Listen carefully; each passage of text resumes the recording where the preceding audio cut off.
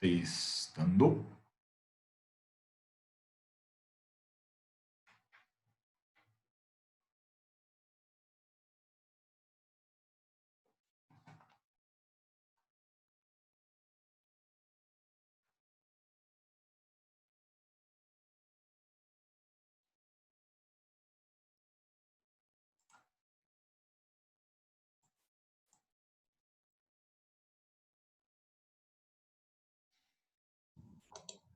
Fala, cambada!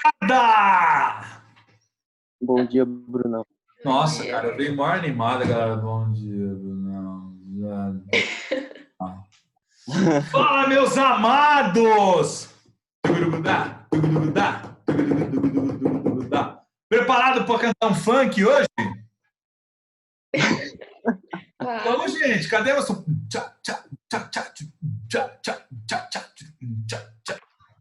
Ai, se eu soubesse cantar. Sensacional. Bom, o Vinícius tá chegando, Laurita tá aí. Gente, liga essas câmeras para eu ver alguém. A minha não funciona, eu já Aqueles falei. caras isolados, entendeu? Eu tô tipo náufrago. Fala, Vini!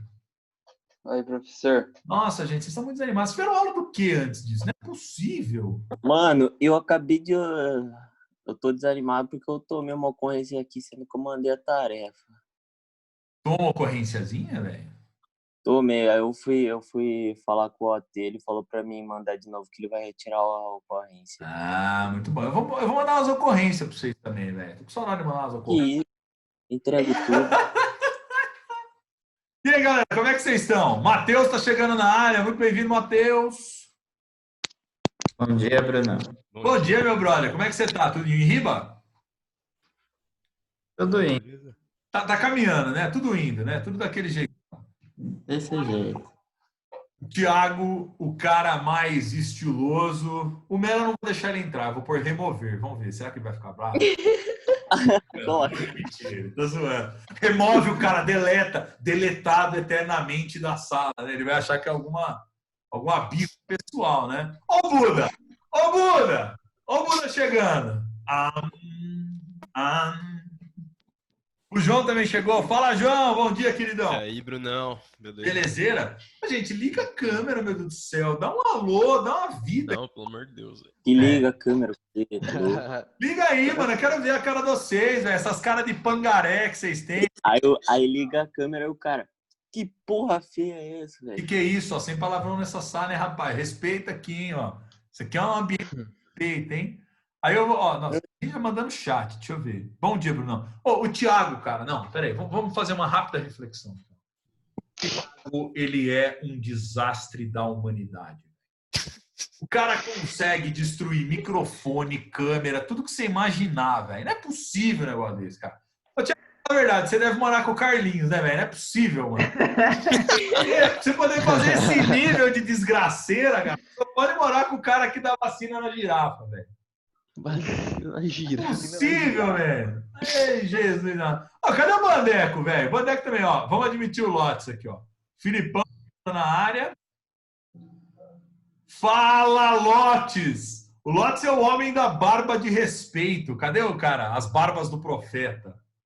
Respeito o moço. Fala, Buda! E aí, mano? Belezeira ou não? E aí, beleza? Beleza. Pô, eu lembrei do você no final de semana, velho. Você acredita? Oxi, como É assim? verdade, mano. Deixa eu contar pra você essa. Essa é legal. Antes da gente falar aqui, ó. Tá bom. O programa do Silvio Santos. Olha que fim de vida. Ah, não. Olha Eu que era fim o de Carlinhos carreira, Teves. mano. Tava tendo o programa do Silvio Santos. Meu avô tava assistindo. Obviamente, meu avô Santos fanático, né? Aí ele foi lá e falou assim: vai, sacode, eu vou perguntar. Oi, Aí ele virou o cara e falou assim: mas qual é o carinha da religião que fica sempre o gordinho sentado? Ah, não. Aí eu lembrei do Buda, velho. Com todo respeito aos budistas. Mas é porque a pergunta foi muito mal formulada no programa, né? Mas sei que eu lembrei de você na hora, velho. Foi automático. Deixa eu só falar um negócio. Tinha uma galera que tinha perguntado o que tem aqui atrás no armário, viu, gente? Tem umas coisas que é fake, viu? Queria mostrar para vocês, ó. quando você abre meu armário aqui, ó, você tem algumas raridades. Ó. Por exemplo, ó, você tem a chave do Fusca 67 do meu avô, tá vendo? Nossa, Sabe, mano. que É blindado. É verdade, Olha o isso aqui era pra Carlinhos ser dois. uma biblioteca, mas tem umas coisas meio fake, entendeu? Carlinhos 2 aí. Então, por exemplo, você tem, ó, aqui, ó. Você tem, eu não sei por quê, cara. Você tem na Que biblioteca aleatório. a desgranhice de um alicate, velho. Deve ser pra quando o cara tem dor de dente e arrancar, sei lá. Isso aqui é coisa... Você tem uma lanterna, tá ligado? É da hora, mano. Ó, tem uma lanterna aqui, ó. E aí, se você clica de novo, ela faz parece um scanner, ó. Tem uns bagulho meio louco, ó. Ó. Eu gosto de brincar de Lego de vez em quando, então tem também uma fita métrica, ó, tá vendo? Ó? Quem quiser uma fita métrica chique 10, ó, tá vendo? Ó? Tem aqui também todos objetos que tem muito a ver, obviamente, com o ambiente de uma biblioteca, né? Vocês percebem que tem coisa que é fake, né? A Isabel quer entrar, vamos admitir a Isabel. Bom, essa é a última live de vocês do dia ou não? Não, ainda tem português. Ainda tem, não é possível. Até que hora que nós temos que ir nesse negócio? Eu vou falando aqui, daqui a pouco eu me perco aqui, cara. A gente tem aqui, rapaz, temos que correr contra o tempo. Vamos lá, então. Seguinte, primeira coisa que eu queria verificar com vossas excelências, né? Os conteúdos anteriores, pessoal, ficou claro para vocês o debate, sim ou não? Sim. Tá tranquilo?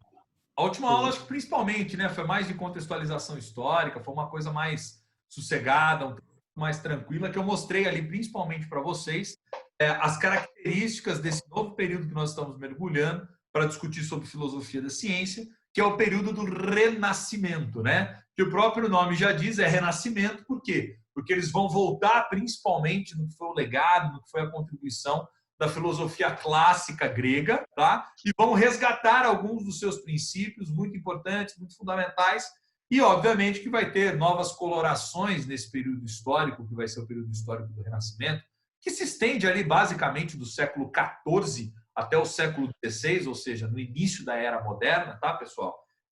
Como algumas características que nós vimos lá atrás, a respeito, por exemplo, do universalismo, a respeito da questão da busca pelo hedonismo. Lembra disso que eu passei para vocês na última aula? Se não lembra, volta depois lá nos slides, dê uma olhadinha com esse conteúdo assim, fica muito mais fácil. Aliás, vocês não têm do que reclamar, porque as lousas agora estão todas aí prontinhas, bonitinhas. Eu só tentei selecionar a letra mais feia que eu achei lá no apresentações, para poder se parecer, né? Para poder ter verossimilhança, né? Se parecer efetivamente caminha dentro da sala de aula. Bom, hoje nós vamos aqui. Deixa eu só deixar salvo o chat, porque se eventualmente passar alguma pergunta e eu não conseguir responder, depois eu respondo para vocês. Mas hoje já vou começar o compartilhamento de tela, lembrando apenas algumas coisas importantes e fundamentais, viu, galera? Tem que fazer as atividades, tem que enviar para mim lá pelo Google Formulário, isso é o que conta presença para vocês, beleza? Então, não deixe de fazê-las, tá? Eu sei que às vezes você não consegue fazer no dia, você faz alguns dias depois, no dia seguinte, não tem problema. Mas desde que você envie para mim aí, tá? Para eu poder ir contabilizando aqui também a sua presença, enfim, já ir somando ponto de tarefa e tudo mais. Bom, hoje, pessoal, nós vamos avançar num debate que é um debate que, prestem atenção, ele não está dentro da apostila dessa forma. Então, portanto, é um negócio que eu enxertei. É um bagulho que eu coloquei a mais. Para quê? Porque como vocês são pessoas, eu não posso falar essa palavra aqui, porque nós estamos ao vivo, enfim, né, sendo perseguidos pela CIA e sendo ouvidos pela PF, enfim. Mas como vocês são pessoas, né, muito boas, entendeu? Então, o que vai acontecer? Eu já dei aquela aprofundada no debate, eu já fui um pouco além, porque eu sei que vocês justamente conseguem aí segurar o rojão, beleza? Então, deixa eu só chegar aqui na tela que eu preciso chegar para poder depois salvar a live anterior aqui, antes que ele bugue tudo aqui, depois eu não consiga subir justamente a live depois do pessoal da outra sala, pessoal do segundo ano. Deixa eu só botar na área de trabalho aqui. Legal? Bom, já vai estar salvando lá. Agora, vamos lá ao compartilhamento. Ô, Jesus. Vamos lá. Boa, agora foi. Primeira coisa importante, fundamental. Vamos lá. Aquele slidezão padrão, percebam que eu tenho feito de tudo, pessoal, para carregar tudo no mesmo arquivo, para evitar de ficar aquela montoeira de arquivo quando você tem que entrar no mesmo dia, tá? Então, eu estou botando tudo dentro do slide, assim só fica com um item, só um ícone lá no dia da aula, fica mais fácil para vocês. Botei um memezinho aí, né? Não pode faltar, né? Olha lá, o Jerry, saudades da aula do Brunão, né, meus filhos? Né? Naquela pegada lá, Drauzio Varela, né? Mas vamos lá então, pessoal. Hoje nós avançamos aí com o tema da filosofia da ciência. Vamos começar a ver alguns filósofos desse período do Renascimento que são muito importantes. Eu tinha programado até inicialmente falar de 2, mas eu acho que devido ao nosso tempo restrito não daria tempo. Então eu resolvi dividi-los, tá? Hoje nós vamos começar com um filósofo que é um filósofo fundamental desse período do Renascimento, que é um filósofo fundamental da Idade Moderna, que é o nosso queridíssimo amigo René Descartes, né? Olha só que lindo aí, ó, a carinha do René Descartes, né? Então nós vamos começar estudando hoje, obviamente, o filósofo renascentista, que é o filósofo René Descartes, nascido em 1596 e falecido em 1650. Então, o filósofo René Descartes, ele aparece aí na galeria da filosofia como o grande expoente, ou justamente como o pai do que nós entendemos, do que nós conhecemos por racionalismo moderno, tendo vivido, portanto, principalmente ali no século XVI, que, como a gente verificou na aula anterior, quando estávamos contextualizando inicialmente o período do Renascimento, o porquê que é justamente um período de grande criação científica, vimos ali figuras fundamentais, né, como o Michelangelo, como Galileu Galilei, enfim, o Copérnico, a gente já viu essas figuras lá atrás, e agora mais no âmbito da filosofia, quais os filósofos renascentistas de destaque. Começaremos por ele, René Descartes, e depois veremos mais 2 que são muito importantes, que são os filósofos Francis Bacon, ele está até aqui atrás de mim, ó, na série Os Pensadores, o Francis Bacon, e também outro que está aqui mais embaixo, que é justamente o John Locke. Então, nós vamos começar aí pela filosofia mais francesa, expressa, sobretudo, naquele que é o pai do racionalismo moderno, que é o filósofo francês René Descartes. Como eu estava dizendo para vocês, ele viveu nesse período, que é o século XVI, que, portanto, é um momento de grande efervescência cultural, de grande efervescência intelectual, de grande produção científica, que vai mudar muito o estilo de vida das pessoas e vai marcar, em definitivo, o surgimento da modernidade. Tá? Então, até coloquei aqui, ó, lembrar da aula anterior e das características do Renascimento. Quem precisar, volta lá na aula para ver de novo. Tá?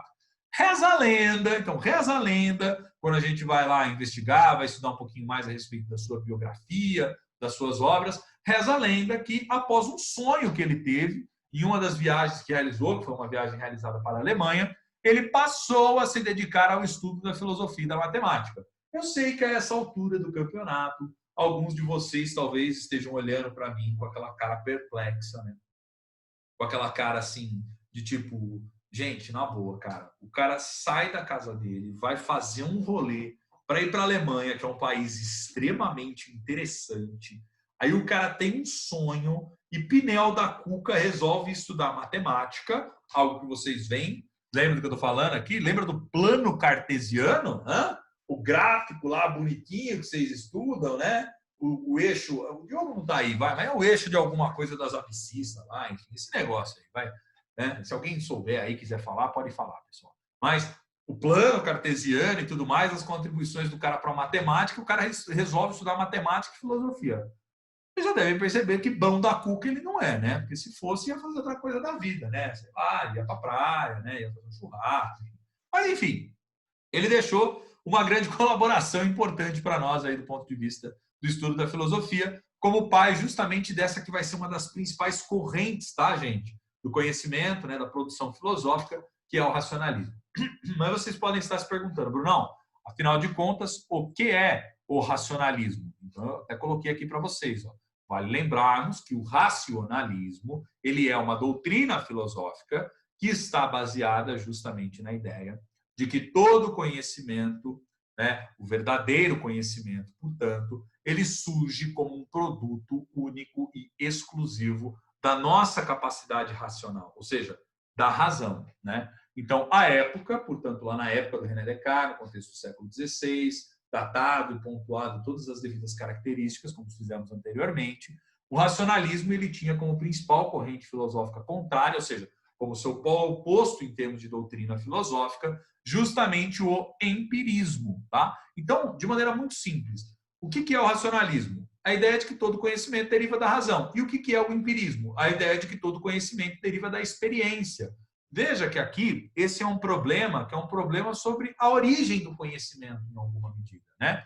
Por quê? Os bons filósofos racionalistas vão dizer o seguinte: olha, não dá justamente para você basear o seu conhecimento única e exclusivamente na experiência, meu brother, meu irmão. Por quê? Porque a experiência ela pode te levar ao engano, né? Então, quer dizer, a experiência, os seus sentidos, eles podem te confundir, eles podem te enganar. Quem é que garante que aquilo que você está vendo é exatamente aquilo que está acontecendo? Quem é que te garante que aquilo que você percebeu é exatamente aquela forma, né, correta? O fato é aquele mesmo que ocorreu? Ou seja, dá muita margem para interpretação, dá muita margem para subjetividade, para emoção. Então, se tem algo que seria fundamental para os racionalistas, é tentar limpar todo esse terreno dos sentidos, da confusão que isso poderia gerar para nós mesmos e confiarmos única e exclusivamente na capacidade do nosso intelecto, na capacidade da nossa cabeça, na capacidade dos nossos pensamentos, ou seja, na razão como um atributo essencialmente humano. Beleza, galera?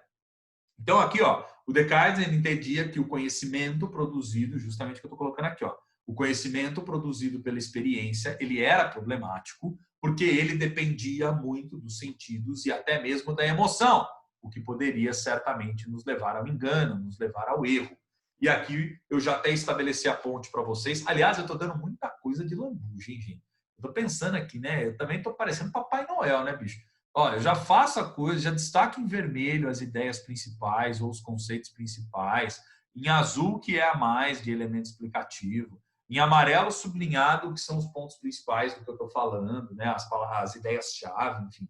Tá muito fácil isso aí, tá muito mamão com açúcar isso aí. Mas, enfim, então Descartes entendia aí que o conhecimento produzido pela experiência, ele era justamente problemático, porque ao depender dos sentidos, ele poderia nos levar ao engano, poderia nos levar ao erro, e, portanto, isso não seria um conhecimento verdadeiro.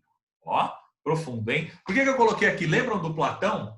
Porque o Platão, com aquela coisa da teoria das ideias, com o idealismo, ele vai ser o primeiro malandro a virar e falar o quê pra galera? Falar, gente, é o seguinte, ó, tá ligado? Você tem dois mundos, entendeu? Você tem um mundo dos sentidos, que é esse que você vive, né, que a gente está aqui vivendo, né, que a gente está construindo as nossas relações, que a gente está percebendo os fenômenos e tal. Mas esse mundo, ele não é o verdadeiro. O verdadeiro mundo é aquele do quê? Do pensamento, é aquele mundo das ideias, entendeu? Então você vai dizer o seguinte, olha que interessante, se o René Descartes é um filósofo que está dentro do contexto do Renascimento, e o Renascimento está justamente voltando lá atrás para cavucar, para pegar as ideias que eram bacanas, que eram importantes da antiguidade clássica, ou seja, está renascendo essas ideias que vieram lá da filosofia, adicionadas agora às inovações, sobretudo do campo da ciência. Então, olha só que coisa bacana. Ele vai resgatar o René Descartes parte da sua reflexão a partir do que já se tinha posto ali para o Platão. Ó,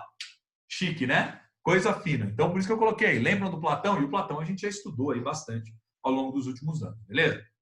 Então, para o René Descartes, o conhecimento produzido pela razão, ele seria, aí, portanto, o único que é um conhecimento seguro, porque ele seria produzido a partir de algo que ele é fundamental, né? Que é a verificação do pensamento, da compreensão baseada numa reflexão que ela é metódica, ou seja, ela tem um método, ela tem um passo a passo, ela tem uma verificação, ela tem que ser comprovada para a minha própria razão, né? Então, por isso que ele dizia que era necessário duvidar de absolutamente tudo. Tanto é que a gente vai ver daqui a pouquinho no seu principal livro, né? Ele vai justamente, se vocês tiverem um dia curiosidade de abri-lo, né, para ler, eu até deixei o link ali, eu vou fazer até um bolão, quem lê o negócio ganha um bombom, firmeza? Então quem lê depois na outra aula ou me der um feedback que leu a bagaça ganha um bombom.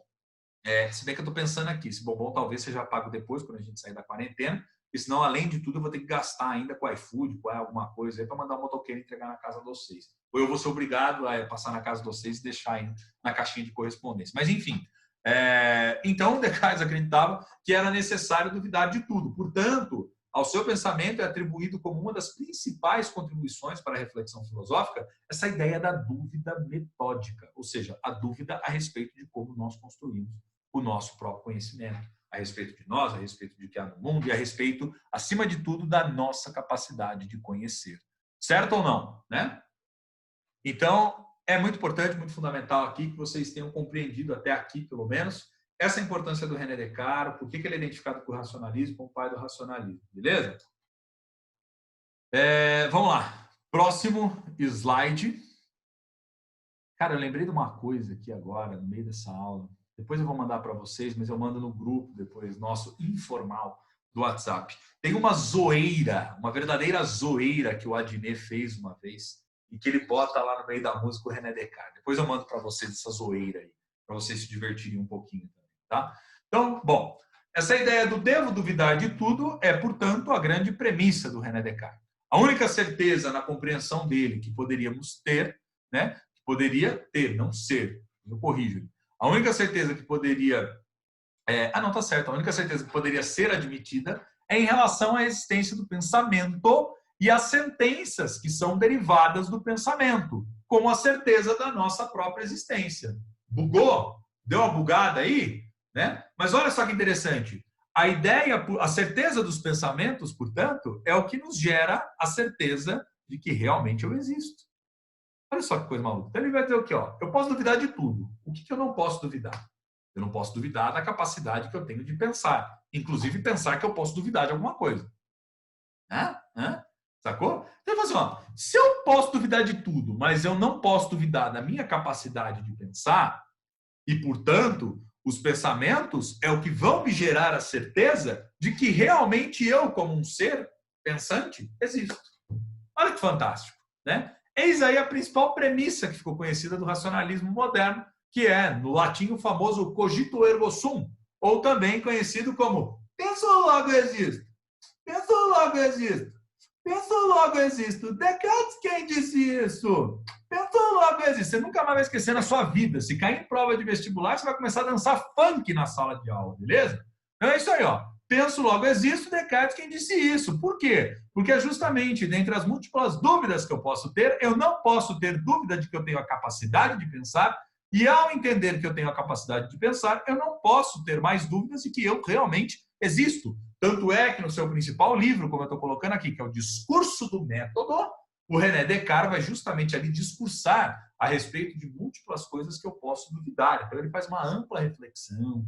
Ele tem uma das passagens lá que ele está lá curtindo na lareira, ele fala, olha, eu posso duvidar da minha capacidade dos sentidos, de entender realmente se o fogo é quente, se não é, e blá, blá, blá. Enfim, toda uma viagem, mas para mostrar justamente o quão importante essa dimensão racionalista é para ele, beleza? Então, ó, filósofos mais antigos, aliás, isso aqui é a cereja do bolo, é a sacada, hein, galera? Filósofos mais antigos do que o René Descartes, como, por exemplo, o Protágoras, o Gorgias e o Pirro, eles já representavam lá na Antiguidade Clássica uma linha de pensamento, portanto, que estava já baseada nessa crítica em relação à capacidade dos nossos sentidos. Só que esses caras, eles ficaram meio que em segundo plano, né? Lembra que os bão da boca lá atrás era justamente o Sócrates, o Platão, o Aristóteles. Então teve alguns filósofos menores que ficaram meio que jogados de escanteio, deixados de lado, tá? Mas essa galera que são ali os céticos, né? Ou seja, que pertencem ao movimento ceticista, que está ali no contexto da filosofia helenística, mais para frente, galera, já vou contar um spoiler aqui para vocês.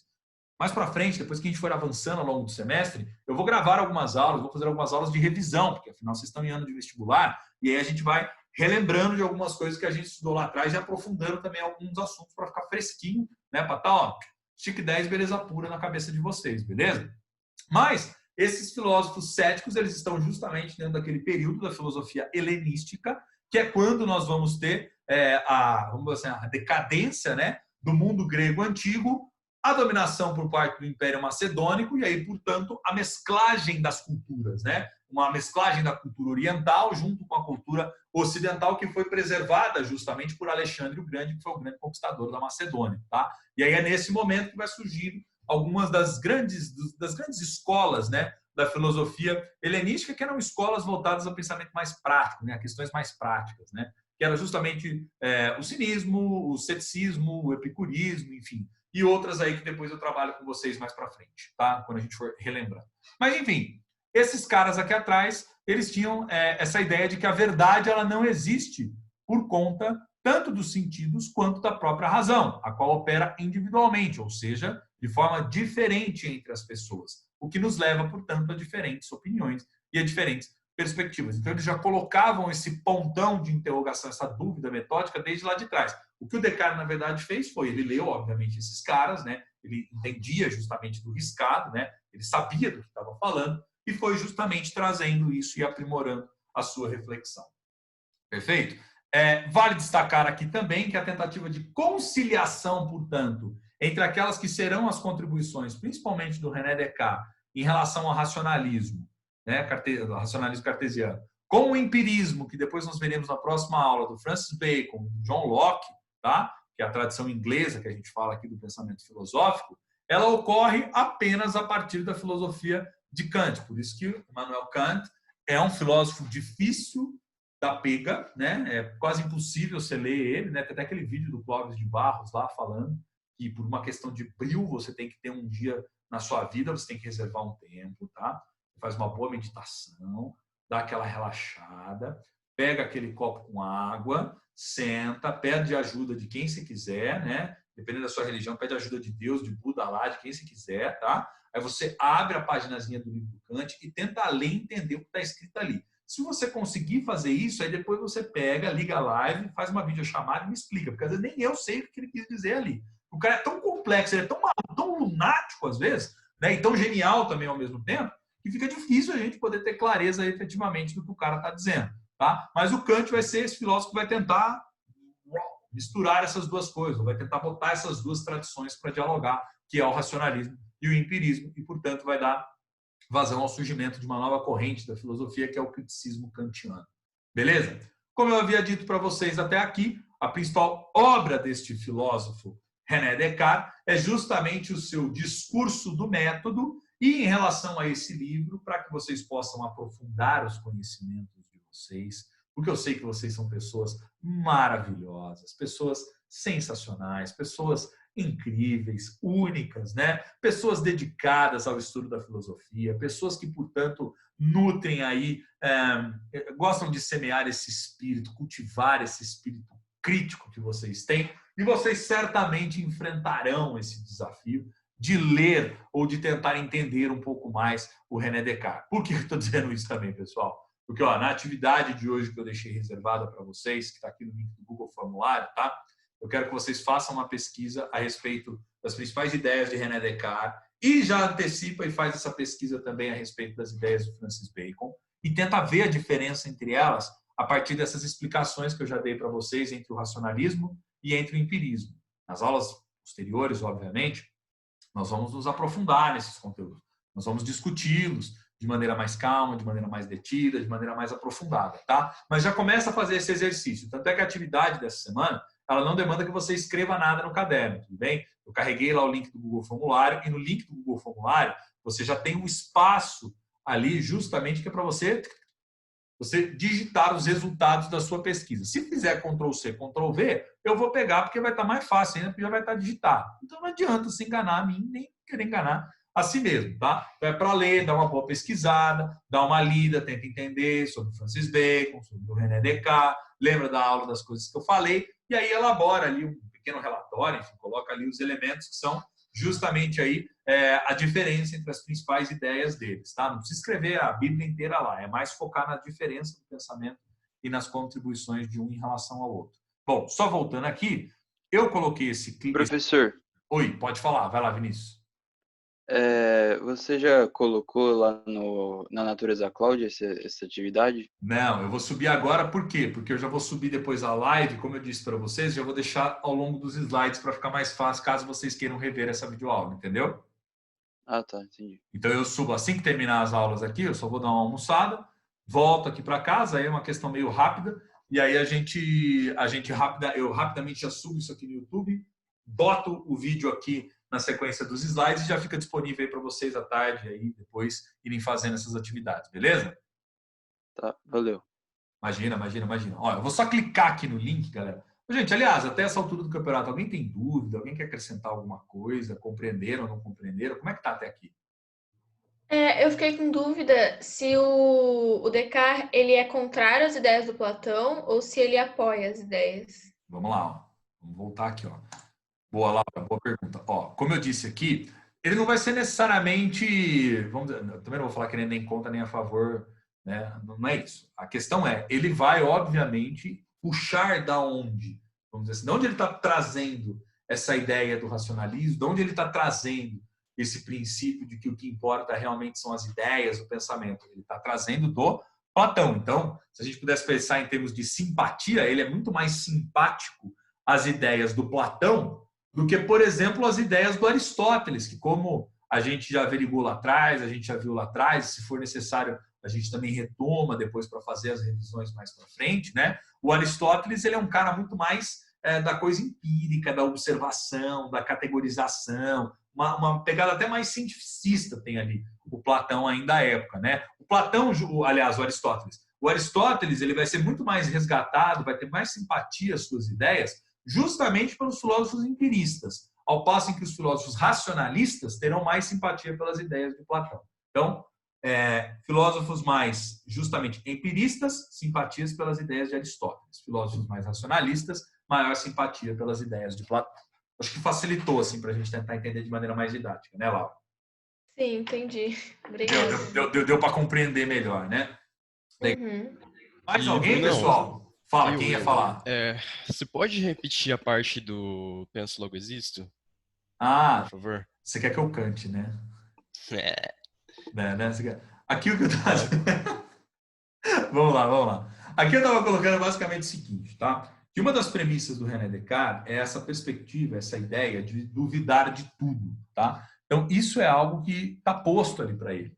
Por quê? Porque ele entendia que era preciso duvidar de tudo, porque tudo quanto a gente conhece, em larga medida, nós dependemos dos nossos sentidos. Lembra quando a gente começou no primeiro ano discutindo lá se a gente deveria duvidar dos nossos sentidos? Lá no primeiro ano, ensino médio, ou não, e que a filosofia se dava a partir da reflexão sobre isso e tal. Então, o que acontece? O Descartes está levando isso ao extremo, entendeu? Ele está levando adiante. E aí ele faz justamente essa indagação. Ele fala assim, eu devo duvidar de tudo. Por quê? Porque tudo quanto eu conheço, ou seja, qual é que é a confiança que eu tenho no que eu conheço para entender que aquilo é verdadeiro? É difícil responder essa pergunta. Não é uma pergunta simples de você resolver. Porque pensa, se cada ser humano pensa de um jeito, age de um jeito, embora passe por processos semelhantes na vida. Todo mundo nasceu, todo mundo bebeu leite materno, todo mundo começou a engatinhar, depois começou a falar e etc. Vai dizer assim, então, como é que as pessoas podem ter compreensões completamente diferentes a respeito do que elas são e etc. Né? Então, quer dizer, não há uma verdade absoluta sobre as coisas. Não tem uma única verdade, não tem uma única versão sobre os fatos. Então, eu preciso duvidar de tudo aquilo que as pessoas falam. Eu preciso duvidar daquilo que a gente entende como conhecimento confiável, inclusive. Então, ele parte desse princípio e imprime isso na sua reflexão filosófica como uma dúvida metódica, como uma questão de método, entendeu? Então, o método dele é duvidar de absolutamente tudo, até ele conseguir depurar de tal forma que ele vai chegar num único elemento que ele não consegue duvidar. E ele vai dizer, cara, eu posso duvidar de absolutamente tudo quanto eu quiser.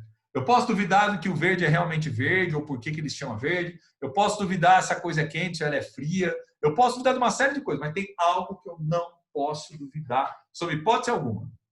Eu não posso duvidar de que eu tenho a capacidade de pensar. E ao não duvidar que eu tenho a capacidade de pensar, porque essa é a única constatação, aliás, essa é a constatação, porque ao justamente me fazer o questionamento, né? Ao fazer um questionamento, isso significa que eu estou pensando. Então, se eu estou pensando, olha só que interessante, é isso que ele está dizendo. Então, se eu estou pensando, se o pensamento realmente existe, né? E tudo aquilo que derivar dele, tudo aquilo que for resultado desse pensamento que eu estou tendo, eu posso até duvidar em termos de conclusão, né? Será que o raciocínio que eu tive foi o raciocínio mais adequado sobre o problema, né? Vou dar um exemplo. As pessoas estão tentando buscar cada vez mais uma cura para o coronavírus. Talvez o método que elas estão aplicando, a maneira como elas estão tentando descobrir, não leve a um resultado que é muito positivo. Mas ninguém pode duvidar de que a gente só vai conseguir chegar numa pesquisa, num resultado, numa vacina, em alguma coisa assim, se as pessoas pensarem para tentar resolver esse problema a partir do que elas já minimamente conhecem, né? Então, quer dizer, olha só que coisa interessante. O Descartes está dizendo algo mais elementar ainda, mais filosófico, vamos dizer assim, né?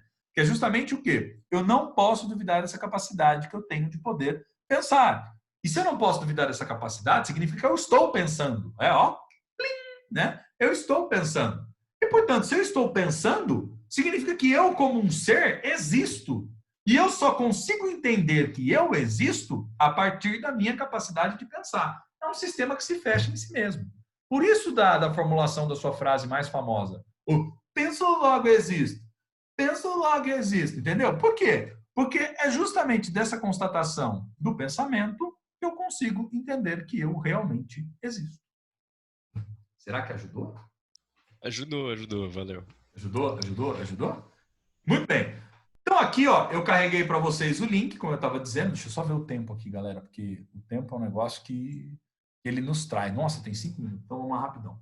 Então, ó, vou clicar aqui só para vocês terem uma olhadinha. Ó. Vai abrir esse link simpático. Né? Na verdade, não carregou nada até agora. Né? Olha só que interessante. Esse aqui, ó, é um dos livros digitais da série Os Pensadores, tá? Que é justamente que tem alguns trechos, algumas partezinhas, né, de obras do René Descartes. Embora eu acho que esse arquivo nem tenha os trechos em si, mas ele tem, ó, uma coisa que quem tiver interesse, quem quiser ler, quem quiser se aventurar a ler uma coisa mais difícil, vale a pena, tá? Que é justamente o que, ó, ele tem um prefácio explicando um pouco, tá, sobre a vida do René Descartes, fala justamente sobre a coisa dele com a matemática e com a filosofia, né? É parte de um estudo, portanto, aí das ideias do René Descartes também, tá? Então tem esse prefácio e depois tem uma introdução que é um pouco mais longa em relação ao pensamento do René Descartes, que é separada por subtítulo. Então, aqui ele começa uma introdução mais geral, depois ele fala sobre o aspecto, né, justamente mais metafísico da obra do René Descartes, aí depois ele vai avançando para outros âmbitos da ordem do René Descartes sobre a discussão dele, do âmbito mais da colaboração que ele deu para a ciência, fala sobre matemática e os seus métodos, fala também depois aqui sobre outros aspectos relacionados justamente à questão do plano cartesiano e como essas ideias foram aplicadas à ciência moderna. Fala aqui também sobre a concepção que o René Descartes tinha a respeito dos próprios homens, tá? Então, esse aqui é um estudo, tá? Fala aqui sobre o Descartes e o quanto ele era um homem vinculado ao seu tempo, fala um pouquinho sobre aspectos da vida dele, fala um pouquinho sobre aquele período histórico, sobre a própria solidão e principalmente sobre as ideias aí mais filosóficas do autor, tá certo? Então, é interessante porque esse aqui é um estudo um pouco mais aprofundado. Quem quiser se aventurar para tentar compreendê-lo, é bacana, é legal, fica como um desafio e, obviamente, quem fizer aí a sua pesquisa a partir disso, vai ser mais valorizado ainda, né? Porque significa que enfrentou o desafio, dedicou um tempo e foi tentar ler para se aprofundar um pouco mais a respeito do autor. Beleza, gente? Até aqui ou não? Tranquilo. Sim. Beleza. Tranquilo? Não, eu tenho uma coleção dos pensadores aqui. Olha que E, coisa cara, linda. eu tinha começado a ler Kant e véio, é surreal, cara. É surreal. Mano. A gente começa a perceber o quanto, na verdade, nas aulas de filosofia no ensino médio, né? Porque a gente tem que cumprir um currículo, né, galera? Vamos lembrar disso, né? Tem que cumprir um currículo e tem elementos mínimos que são aqueles que vão ser pedidos no vestibular, né? Que vão cair nas questões e tudo mais. E por isso que a gente tenta explicar de uma maneira mais simples e mais didática. Mas, cara, se você for se aprofundando, se você for avançando no pensamento de cada um desses malucos, bicho, assim, rapaz, os caras discutiram tudo, cara, quase, né? Surreal. Que é uma coisa surreal, né, bicho? Muito louco. É muito louco. O Kant, eu confesso pra você, cara, eu choro às vezes pra tentar entender. E eu fico pensando Eu choro assim, no né? banho, O quão porcaria eu sou, porque eu não consigo dar conta de entender o que o cara escreveu, velho. O cara arrancou aquele bagulho do zero, velho. Eu tenho capacidade de entender o que o cara escreveu, velho. Se o Brunão não consegue entender, imagine eu. Você é louco. Não se subestime. Não se subestime. Você é uma lenda viva, Bolsa Família. Bom, gente, acho que era isso que eu queria trazer para vocês. Felipe, algo a acrescentar? Não. Felipe, você tá bem? Você viu que não? Ele mandou, não. Tô. Você tá legal mesmo, cara? Tô preocupado com ouvindo a sua voz assim. Essa voz diferente de telemarketing. Telemarketing não, né? Outra coisa, na verdade. Mas enfim, né? O Gabriel aqui, Thiagueira que não tem microfone. A Isabel, você tá bem? Você não deu um alôzinho em nenhum momento. Tô ótima. Tô ótima, né? Tô ótima. Tudo bem, o Matheus tinha dado um alô. Muito bom, assim que eu gosto. Deixa eu ver quem mais. O Melo. Fala, Melo. Oba! O Melo tá almoçando, né? Você viu pelo barulho do prato. No fundo. Eu não. Prato aonde, velho? Tem muita gente aqui em casa, mano. Outra pessoa, que é uma pessoa muito querida por nós, que não se manifestou, daqui a pouco vai cair a live rapidamente. Vicky. Oi, não. Ah, olha aí que doçura, tá vendo, cara? Nossa, a Tiagueira apareceu no final, velho! Olha o pet da criança, mano. Tá bonito, O hein, cara tá velho? até de uniforme. Eu gostei de ver, o cara tá de uniforme. Esse Que cara eu uniforme. valorizo. Eu valorizo esse cara.